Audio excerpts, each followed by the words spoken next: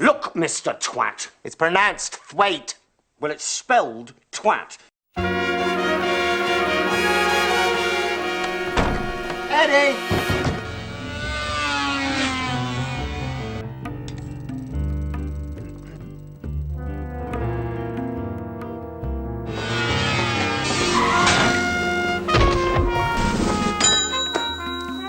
Ah, there you are, Eddie. How can I help you? Can I ask where your eggs come from? Hens' vaginas.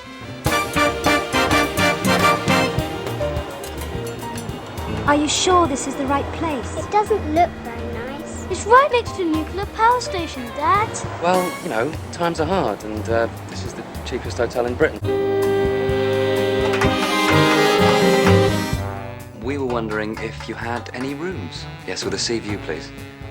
Gosh, you're quite forthright, aren't you? In your demands. It's horrible here. Welcome to the real world, kid. Look! Fish for supper! Well, I think I'll have the fish. Good. Wise choice. I don't like this fish. You'll bloody well eat what you're given, Buster. A weekly lock-in at Guest House Paradiso.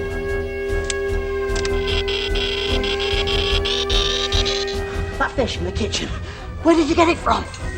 No one ate any of the fish today. No. Good, because it's highly dangerous.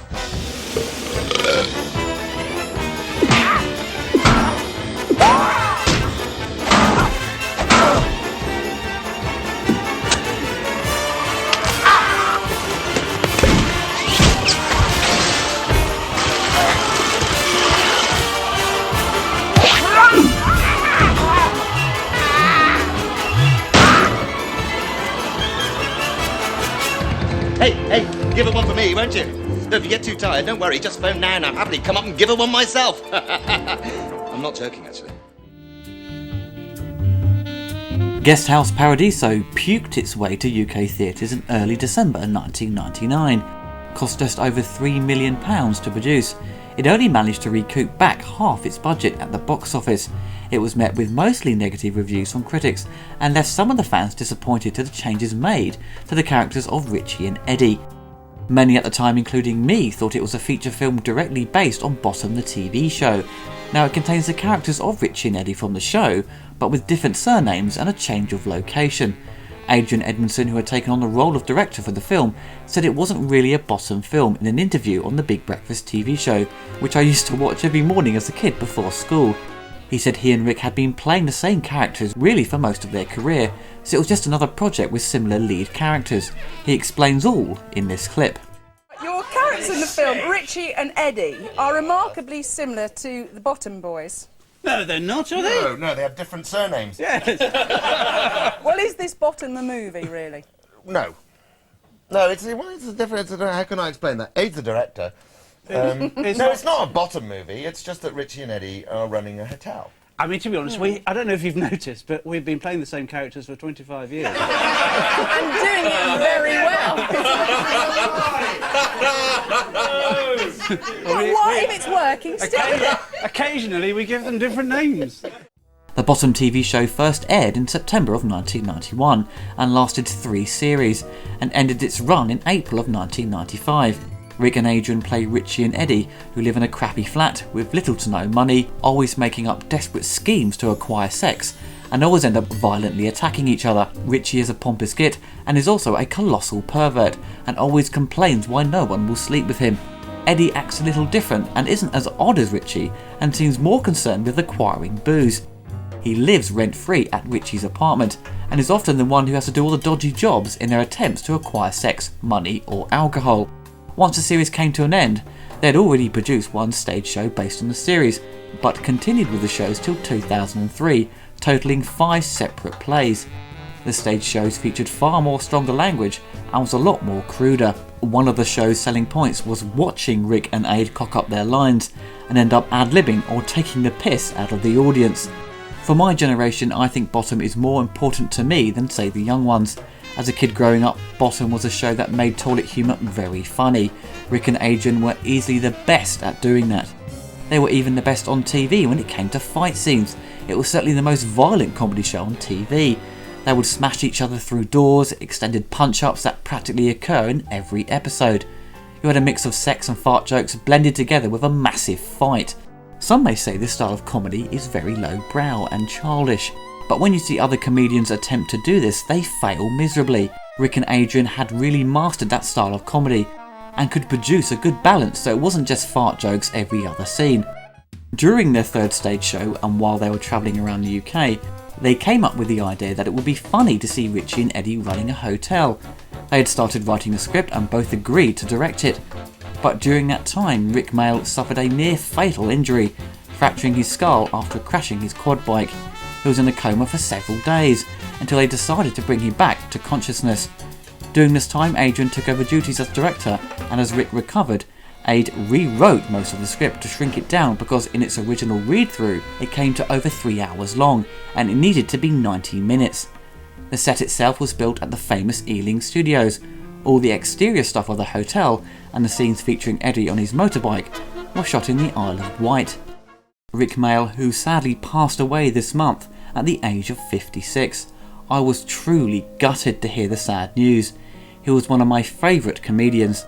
I grew up on his stuff, watching Bottom, his cameos in Blackadder, The New Statesman, the comic strip TV show, and of course his first lead role in the film Drop Dead Fred. I think it shocked many people the day he died. He was taken from us at such a young age, a true comic genius. He takes on the role of hotel manager Richie Twat, or how he likes to pronounce it, Thwaite. Adrian Edmondson plays Eddie and also directs. Aid had directed before, but only a couple of episodes of the comic strip, and I believe a live show of French and Saunders. This is the only film he has directed throughout his career. He officially retired in 2010 from comedy to concentrate on his music career. Simon Pegg, Kate Ashfield and Bill Nighy, who all make an appearance in Shaun of the Dead in 2004, which was also filmed at Ealing Studios, play the guests at the hotel. This was Simon's first role in a film, and earlier that year his TV show Spaced made its debut on Channel 4. The permanent resident of the hotel, Mrs. Foxfur, is played by Fenella Fielding, who was a popular TV star from the 60s, and many people may recognise her from Carry On Screaming. Helen Mathieu plays the model and actress Gina Carbonara, who first appeared in a Renault Clio advertising campaign and has had small parts in TV shows in France since this film. One of the most surprising cast members is Vincent Cassel, who beforehand made a huge impression on film critics in La Haine and also turned up in Elizabeth. He plays Gina's violent boyfriend Gino, who makes a surprise appearance near the end as he attempts to hunt her down. Richie and Eddie run the worst guest house in the UK, with the hotel being built right next to a poorly maintained nuclear power station. Eddie is racing home before Richie wakes up. He bursts through the front door, leaving Richie unaware he has been out all night on the piss-up. The current guests are appalled by the poor service, complaining of no hot water. The chef is upset and drunk because the waiter Pascal has left due to not being paid by Richie. The character Pascal you never see. He may have been included in a deleted scene, but nothing is available. In protest to Pascal leaving, the chef decides to eat all the food before he quits. The chef, who you may recognise, is the actor who plays Spudgun in Bottom. Richie pretends to ignore the new guests for their request for breakfast, but finally serves them, but with the chef gone, Eddie is left to cook the food. Richie and Eddie get into a heated argument, and in classic Bottom fashion they get into a massive fight, beating the living shit out of each other. After winning the punch-up, Richie gets knocked out by Mr. Johnson as he and his mistress decide to leave. With life seeming bleak for Eddie and Richie, things begin to improve with the arrival of the Nice family, who are on holiday and have little to spend, hence why they have decided to stay at Guesthouse Paradiso, which is listed as the cheapest hotel in Britain.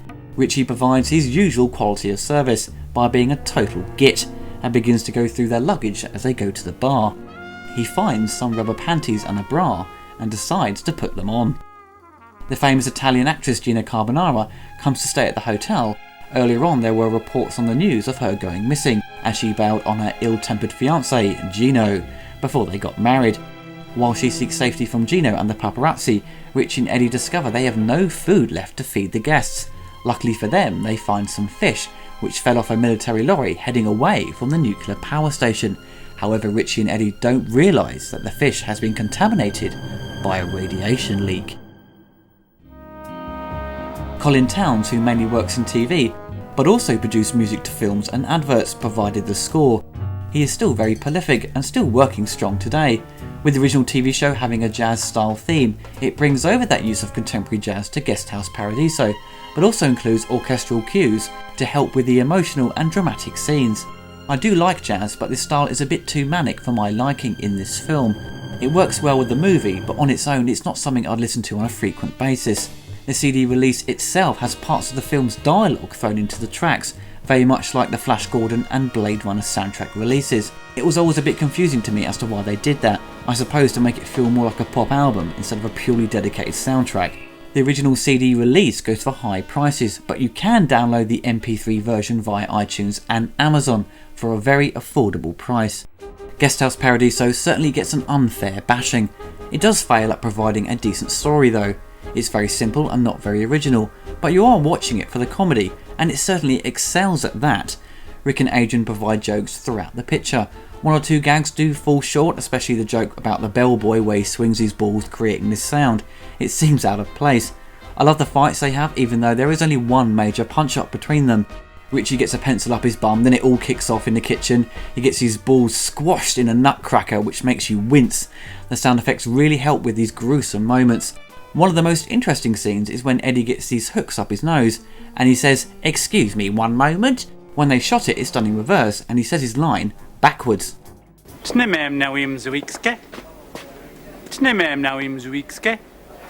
you had to say. I mean, the sound man put it... I said, "Excuse me one moment," the sound man put it on the tape recorder backwards, and you just learned it phonetically.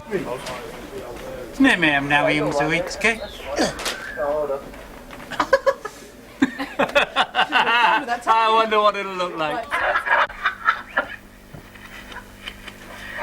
Excuse me one moment. Adrian did say it wasn't a bottom movie, but the marketing and many visual elements support the argument that it is. In the film they are not as hyper or over the top, their characters are played down a bit more. Maybe because Rick had his accident he had to take things slower. Also in the writing, Eddie seemed a lot different to his TV show version, more so than Richie. He doesn't really have much to do or say and just really does what Richie tells him, which is what he did in the show, but there was always so much more conflict between them. I suppose after doing 3 series and 3 stage shows at that point, they felt the characters needed to change, or felt had to mature over time. Simon Pegg is certainly on good form for his first feature film. You feel so sorry for his character throughout. He's living in poverty but trying his best to provide for his family, and gets so sick by the end, and when he cries out for help I feel so bad for him.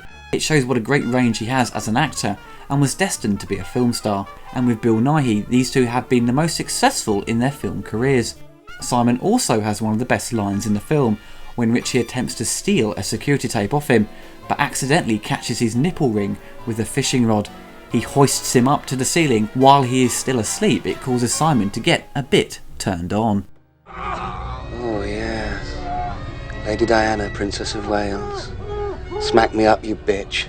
The photography by Alan Allman was probably the most impressive aspect of the movie's production. It has that warm glow to it, capturing that classic look of, say, a British film from the 60s and early 70s. But it also has moments of it looking cold and damp inside the hotel, feeling like it's been sitting there for years with little to no maintenance. You could say it feels like a haunted house from a Hammer horror film, but unfortunately the weakest part of the movie's production is its visual effects, which even at the time were pretty bad and looked very cheap. It has poor optical effects as it attempts to include the power plant next door. The close-up of the hotel as the camera pans round, the miniature looks awful, and the frame rate looks very choppy as the camera moves. Thankfully the entire makeup effects are top notch. They made a nice prosthetic eye for Rick as he gets the candle right in his face, and the extended saggy cheeks of Vincent Castle as he sicks up this large ball of puke. A lot of British TV shows have been translated to film, and the majority of them have failed and flopped big time, I think down to many not really being good enough to expand upon a regular 30-minute running time. The one I did like was the Legal Gentleman film, which I think worked on the big screen. You could argue that Guesthouse Paradiso encounters similar problems the other movies had, and also faced the same fate at the box office, but I certainly think people have warmed to it over time, and it is a movie that grows on you. I don't think it's a highly memorable film though, and I'm sure people often forget it exists, down to its very flimsy and thin story.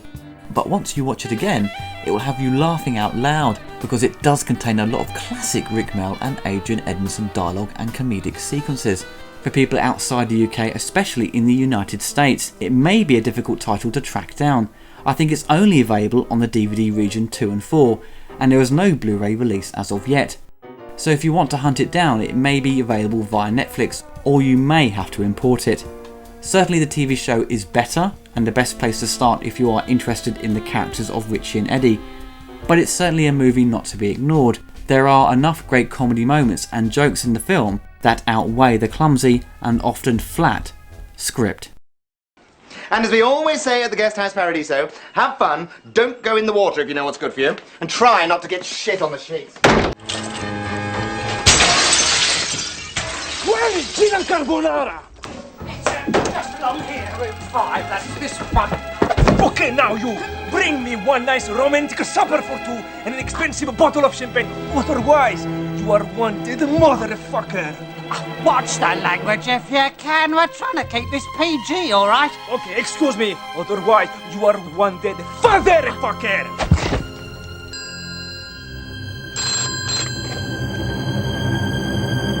Hello? Night porter? Where are the whores I ordered? I ordered 3 prostitutes! Send them to my room, I'll take them now! What on earth is this? What on earth is going on? I don't know where you got that fish, and I don't particularly want to know, but what I do know is this hotel is now extremely highly contaminated. I don't know!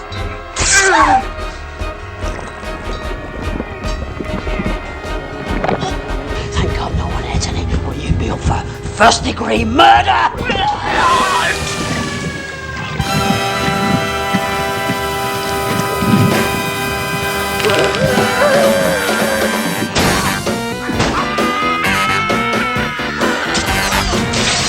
Oh, Mr. Twat, help me. Shut up and get back in your room, you saddle bint! Candle in the eye! Right now.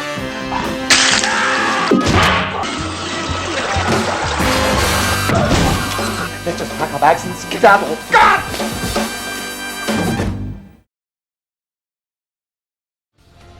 If you enjoyed the video, you can find more on my YouTube channel, and also you can follow me on Twitter. If you want to help support the channel, you can donate through Patreon and receive monthly perks such as updates on the latest news on my channel, early access to reviews and commentaries before they go live on YouTube. Even the smallest donation can help keep this channel going. Thank you.